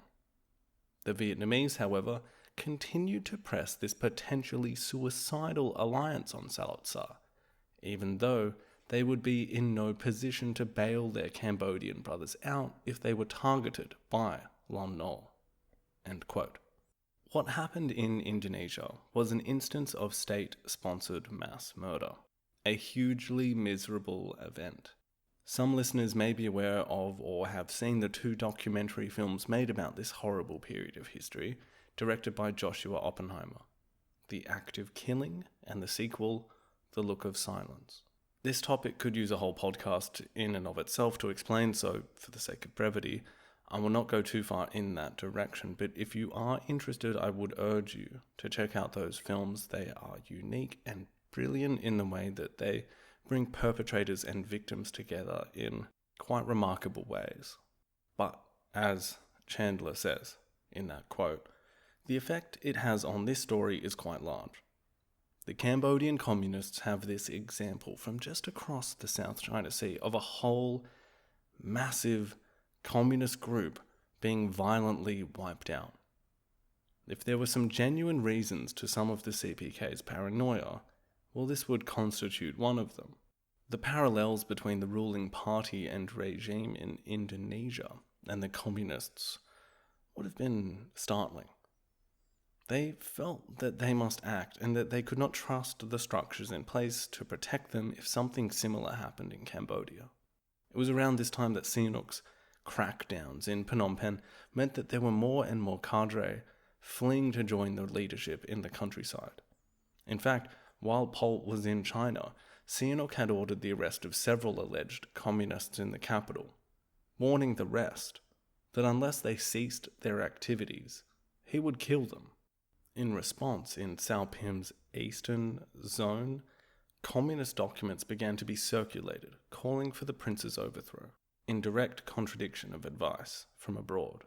As I mentioned before, the move to Ratanakiri also placed the party amongst ethnic minorities in these more isolated areas of Cambodia. In this new atmosphere of perceived threat, the leadership found an unlikely ally. Over the years, the peoples of Ratanakiri, which is a beautiful place I might add, as well as some of the other regions around here, like Kratchir, Mondulkiri, well, they had become increasingly put out by the Sangkung government. Roads, rubber plantations, settlers and foresters had advanced into their lands. So these peoples like the Charai, the Tapuan, the Brau, we need to remember that like many countries, there isn't just this one ethnicity. Sure, Cambodia is mostly made up of Khmer, but they are simply the dominant group. And these minorities had been subjected to assimilationist nationalist policies, forced relocation and labour, heavy taxation, and even arrests or executions of those who protested or resisted. Now, it's a generalisation, sure, but these people basically hate the government by this point. And due to their societal workings, they're kind of seen by the Cambodian communists, even in Marxist theory more generally, as living in a kind of primitive communist society. As Chandler says in Brother Number 1, these tribespeople have an ideological significance. They don't have access to money, markets, or most of the trappings of the state. They were kind of uncorrupted. They were also, in Maoist terms, poor and blank, a kind of perfect mould to project communist teaching upon. This worked out in a couple of ways for the communist leadership. First, these people, although the phrase that would have been employed was backward, could be keenly politically aware, and they could help with the revolution.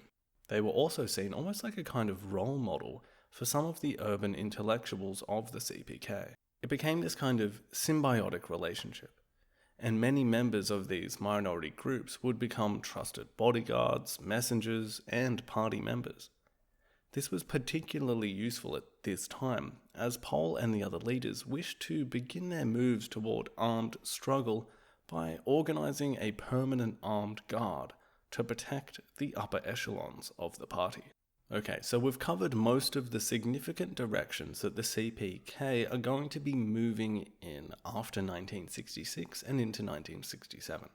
They're moving toward preparing for armed struggle.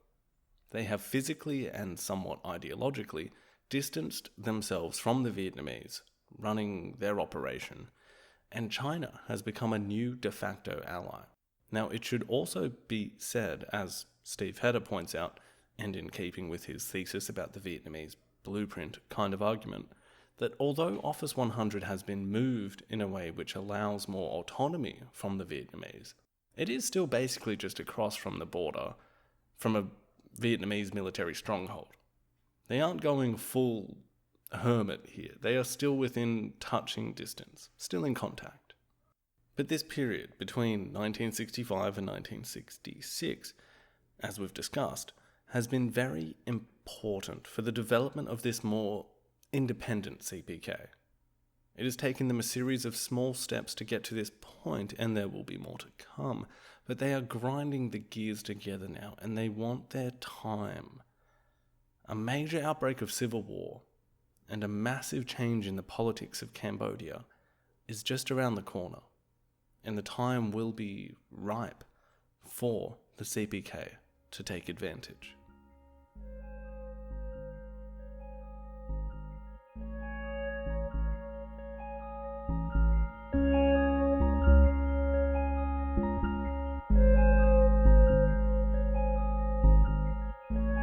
If 1966 was a turning point for the Cambodian Communists, it was also a turning point for Cambodian politics generally. Chandler points out that this was really only visible in hindsight. No one really saw the events that happened at that time having the effect that they would have at that time. People assumed that Sihanouk would simply continue playing the lead as he had for the last couple of decades, but a chasm had formed just over the horizon. In this part of the episode, we're going to explore this same time period we have been covering, about 65 to 67, but focus now on Sihanouk and developments in Cambodian politics and society. In the last episode, we explained how Sihanouk had taken measures to cut off Cambodia from the United States, financially, militarily, and diplomatically. The effect this had, as well as the war in Vietnam, will destabilize Cambodia in a few ways, notably economically, and Sihanouk's decision to flirt more with the eastern side of the Cold War divide will also have ramifications domestically.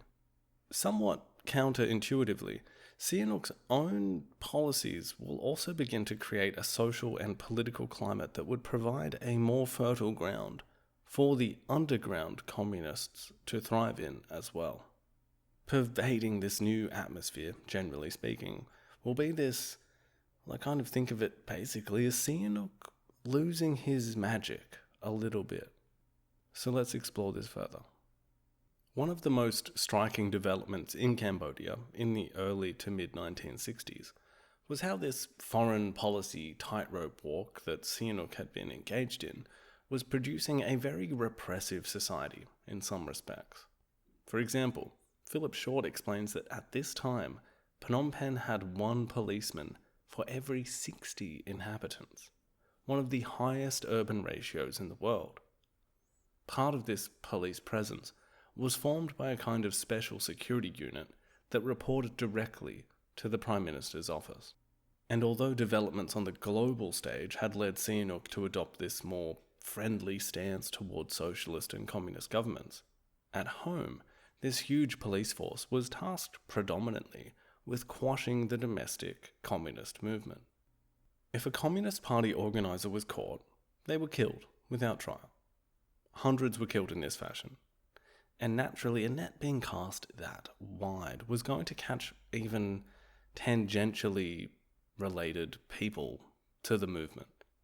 Short describes an instance in which a youth from a suburban school who had been considered just a communist sympathizer was detained at gunpoint by plainclothes police, stripped naked and thrown in a cell just big enough to stand up in, before being interrogated for a week, where beatings were administered and even simulated drowning.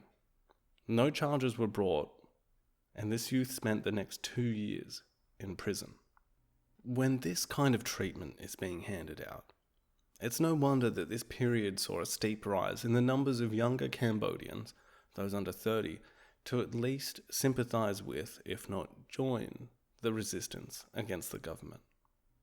Now, another factor working simultaneously with this was the combination of economic and educational developments which had produced a staggeringly high amount of students in Cambodia in comparison to just a few years previous. By 1963, there were some 600,000 young people in full-time schooling. However, there were simply not enough attractive working positions for these students to take up. You've got this scenario with way too many qualified young people, for most of whom the only job that they would want is within the government administration, and you would end up having like 100 candidates for every position that came up.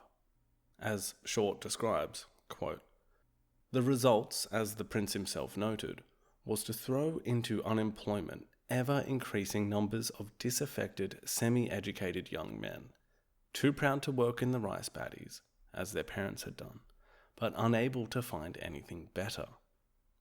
At a humbler level, peasants, ruined by bad harvests and usurious interest rates, flooded into the towns to form a lumpen proletariat of coolies and cyclo drivers living at the margins of society, often in wretched conditions.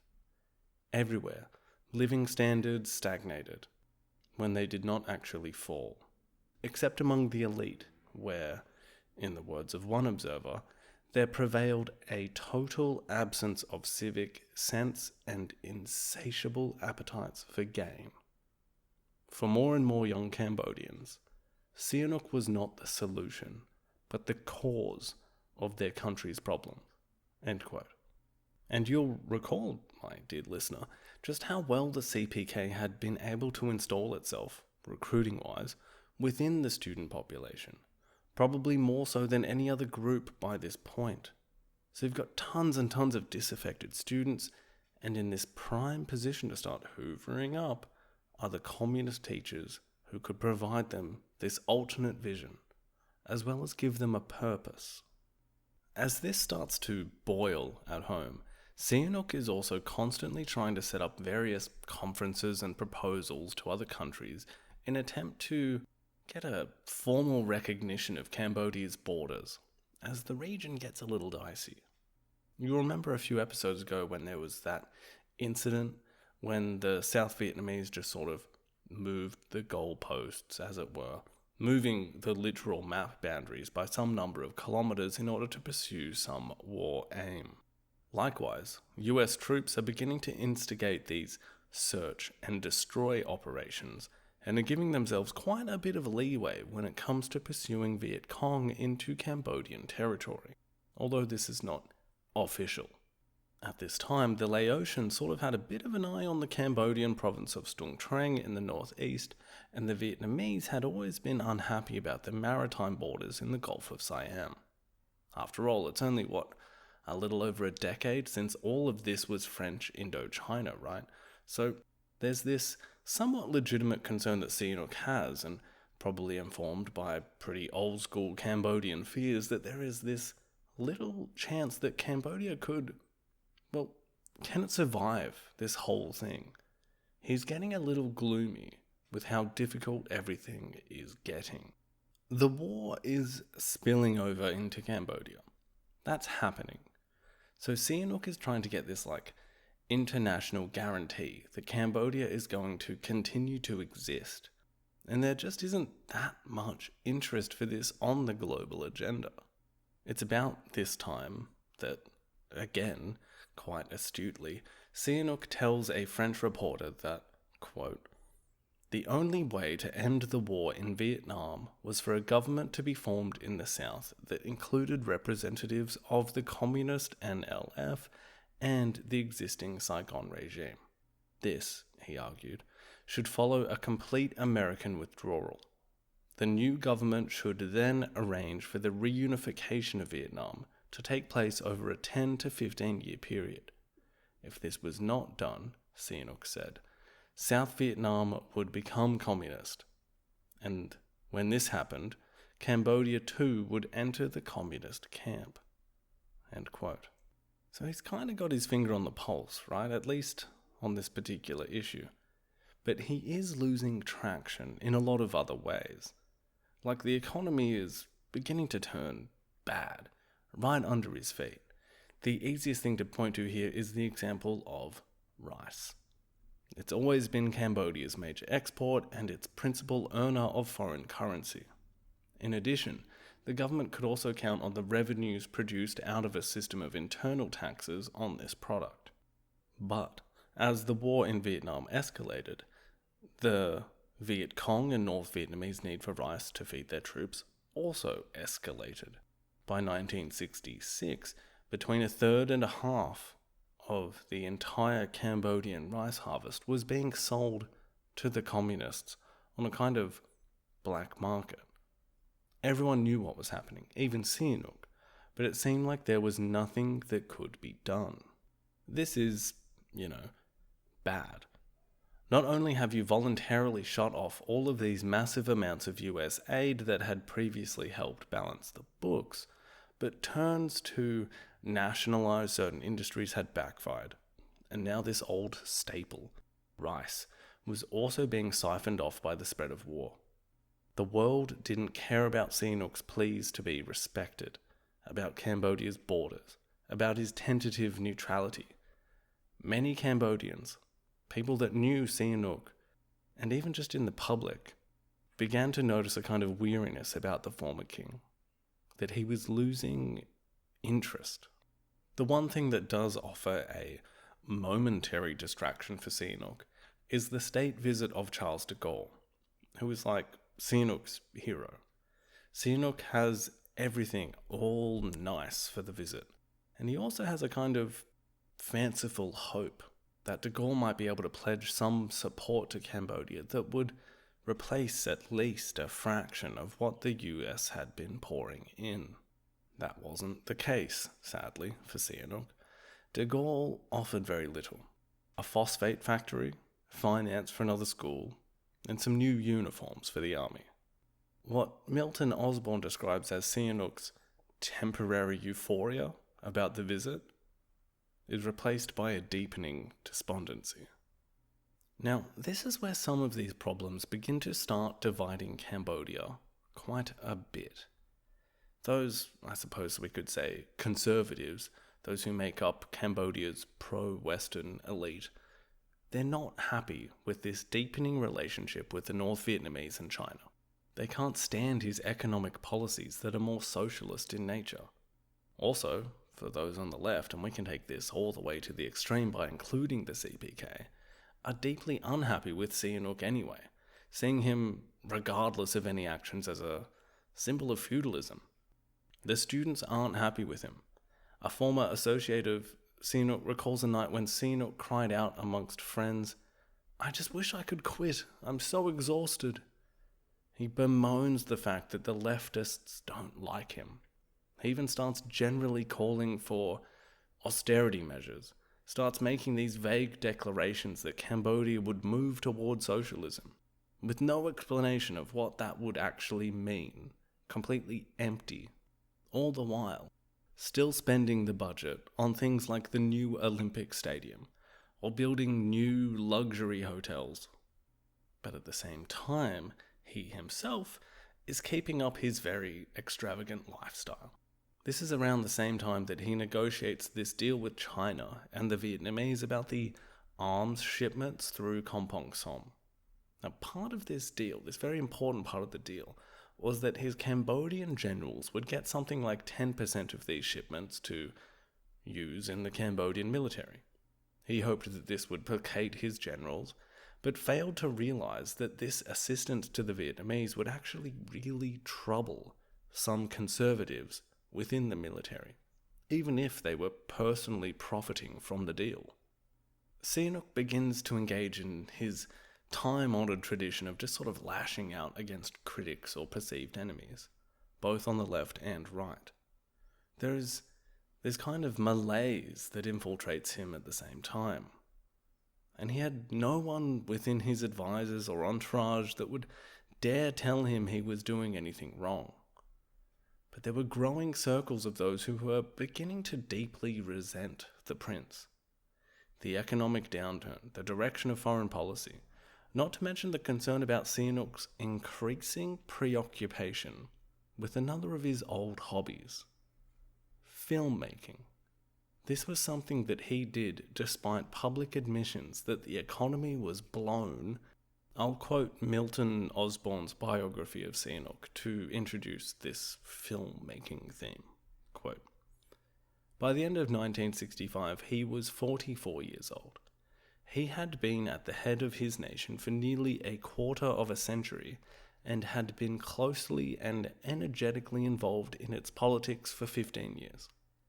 Because of his style of government, he was at the center of all that happened, whether for good or bad.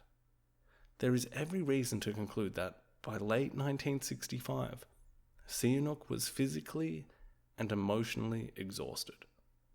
It was in these circumstances that he took up the last of his many fads, which became an escape from the political grind in which he felt himself trapped. Unlike such earlier enthusiasms as horse riding and magazine publishing, his filmmaking was to have very real political consequences." End quote. Interestingly, this devotion to filmmaking at a time of national, well if not crisis, it's pretty close, but this need for Cambodia's leader to be spending 1965 through 1969 writing, casting, producing and directing 9 films, well, it may have been prompted by a comment made by Peter O'Toole to a movie magazine. That's the actor who portrayed Lawrence of Arabia, if anyone was wondering.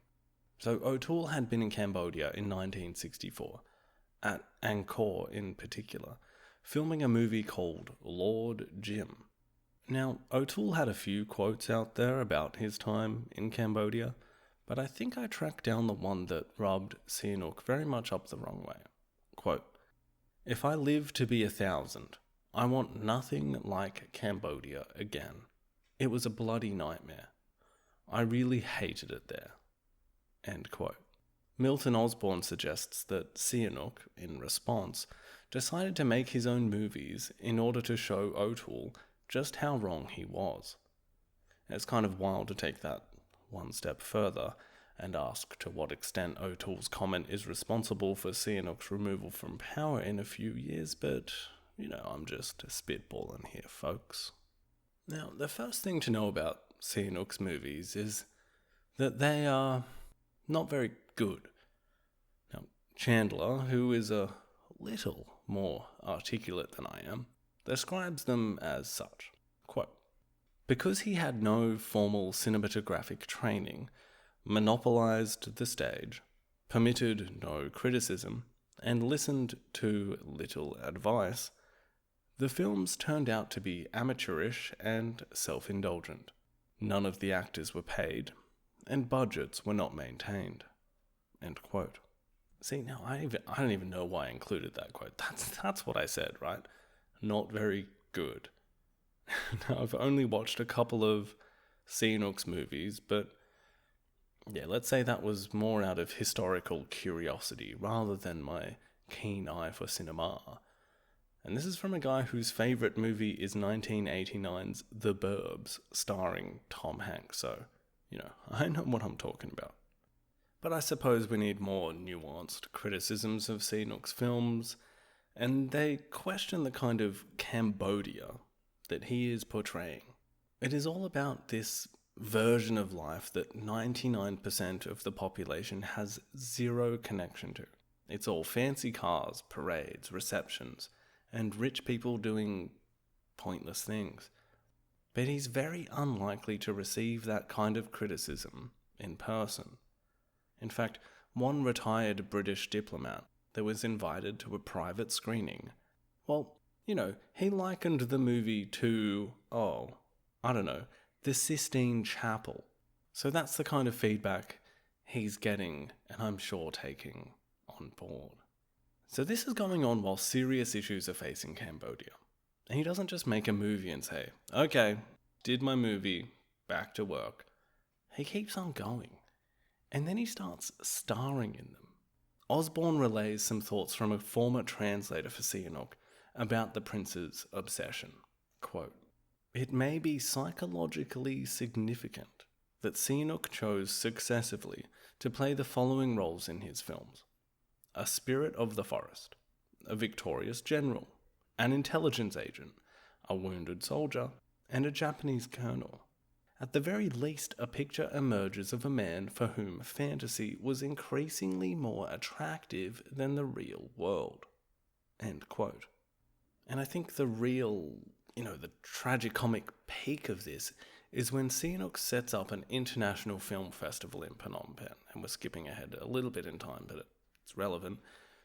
1968, 1969, the International Film Festival competition in Phnom Penh. Sihanouk naturally enters his own movie. Not only does he enter his own movie, but it just so happens to go into a special class all by itself with himself as the only competitor. And he wins a solid gold trophy on both occasions. Equally as sad, but rather significant, is that it is not only the elite in Phnom Penh who become worried by the prince's movies. In the countryside, Sihanouk commanded that the films be screened for peasant farmers and their families, for his children, as he would describe them, watching in amazement at the kind of life being depicted. Now, to paraphrase Osbourne here, it would not be an extremely difficult task to convince the peasantry who've seen these movies of the evils of that regime. Sihanouk's movies become a potent propaganda weapon against him. They also caused practical problems for the workings of the government. At various points, he was getting the Minister for Foreign Affairs or the head of Cambodia's Air Force to act in these movies. More than that, he would mobilize the meager aircraft that Cambodia had for use in the movies as well. At one point, his demand for helicopters meant that wounded Cambodian troops injured in a skirmish with Thai forces in the Dangrek Mountains had to wait to be medevaced because Sihanouk wanted to use these helicopters. Now, he wasn't told that they were having to wait because he wanted to use the helicopters for some stupid reason, because no one could talk to Sihanouk like that. This caused serious resentment within the armed forces, and they were already questioning Sihanouk's decision-making on other policies. As all of these factors begin contributing to a growing disillusionment with Sihanouk from many quarters, not to mention his own malaise for doing his job, another election is held in 1966. For the first time, however, and perhaps due to his preoccupations with Charles de Gaulle's visit or films, or out of just simply not being quite as bothered anymore to do anything, Sihanouk does not pick the candidates that are up for election, nor does he choose the Prime Minister and the Cabinet. And this will end up being a massive deal.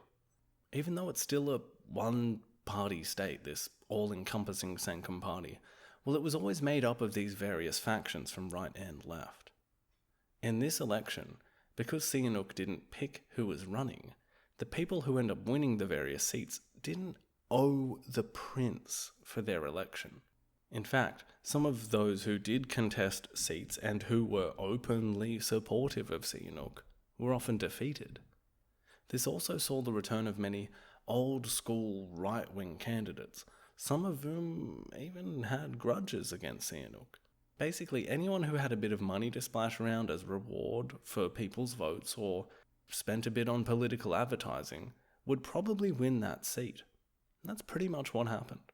Although I should mention that a couple of the openly leftist politicians, the Sihanouk version of the Khmer Rouges, did still manage to get re-elected, like Khieu Samphan.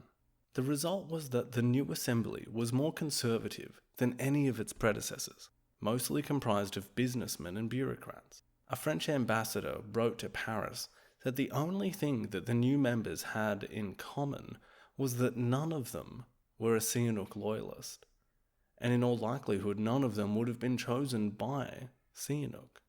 Essentially, he was powerless to stop those who didn't like him from entering government. And that's quite a shift. And while Sihanouk is away on an extended hospital visit, the Assembly chooses the cabinet and the Prime Minister, and they pick Lon Nol for the top job.